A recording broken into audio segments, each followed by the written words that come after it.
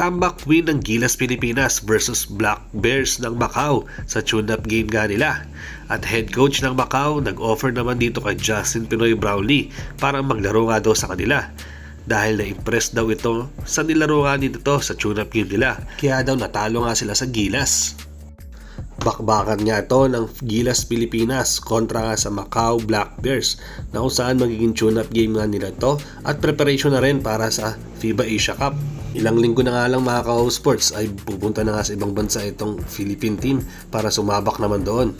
Kaya nga puspusan na ang preparation nila. First quarter pa nga lang ay hindi na nga ganun kaganda ang nilalaro dito ng Gilas Pilipinas dahil natambakan nga agad sila ng 10 points dito pa lang sa first quarter at hindi nga yun nagustuhan ni Coach Team. Nakuha din kasi agad ng Macau team ang momentum nila para magsunod-sunod. Puro turnovers din kasi dito ang Gilas Pilipinas.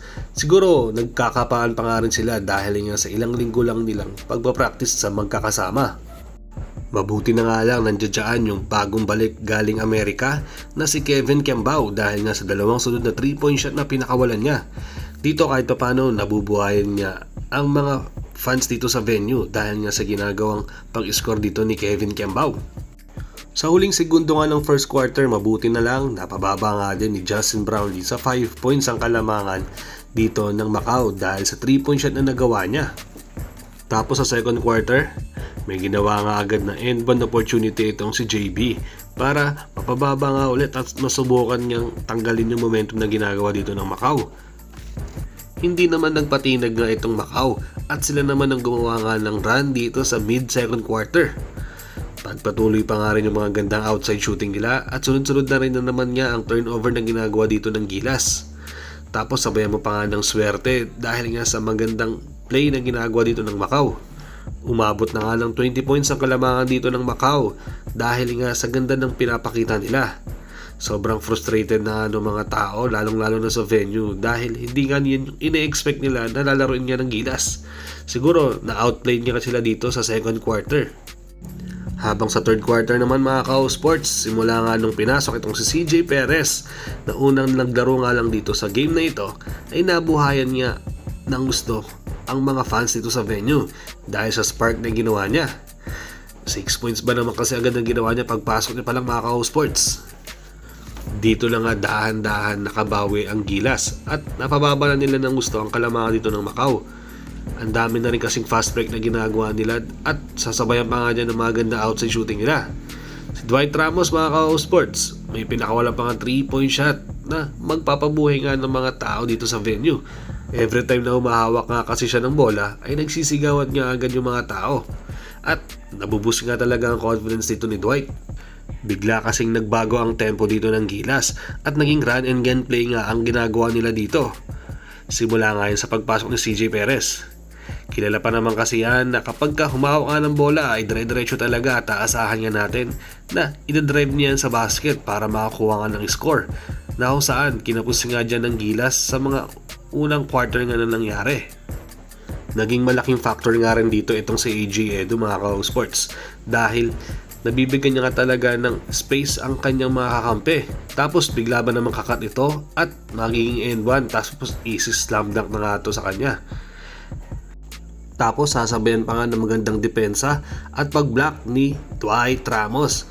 Diyan nga talaga na-boost ang confidence dito ng Gilas Pilipinas at nagtuloy-tuloy na nga ito at napatabla pa nga nila ang score dito sa third quarter. Pagpasok ng fourth quarter, dito naman nag-init itong si Justin Brownlee at tapos na kay magiging decoy niya dahil siya naman niya ang binibigyan ng pasa ng mga kakampi niya. Sunod-sunod na kasi yung 3-point shot na nagagawa dito ni Brownlee at mga hustle play na nga lang ginagawa niya dito.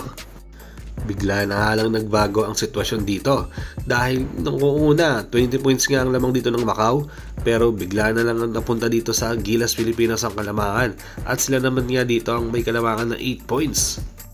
Dito lang nga na hindi maiwasan na ma-impress ng coach dito ng Macau dahil first time niya makita at mapanood ng live na maglaro itong si Justin Brownlee.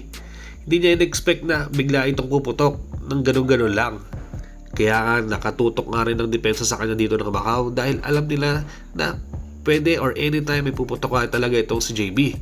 At dito na nga nangyari yan sa 4th quarter. Sinusubukan pa nga humabol dito ng Macau at napapababa pa nila ito ng 2 points, 3 points ang kalamakan. Pero pagdating nga dito kay JB, kada hawak nga siya ng bola ay nagiging time na talaga ito. Kumbaga kahit anong pukul nga talaga dito ni Brownlee ay pumapasok na nga ito para sa kanya. Kaya nga nakuha niya na dito ang 32 points na pag-score niya. Hanggang sa yun na nga, nanalo na nga dito ang Gilas Pilipinas.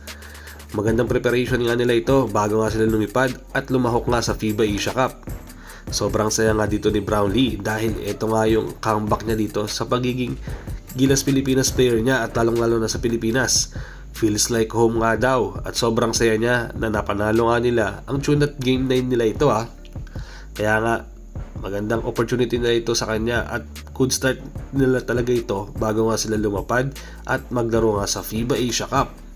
At kahit pa paano nga, nagkakaroon na ng momentum dito ang Gilas Pilipinas para maglaro nga sila sa susunod na torneo.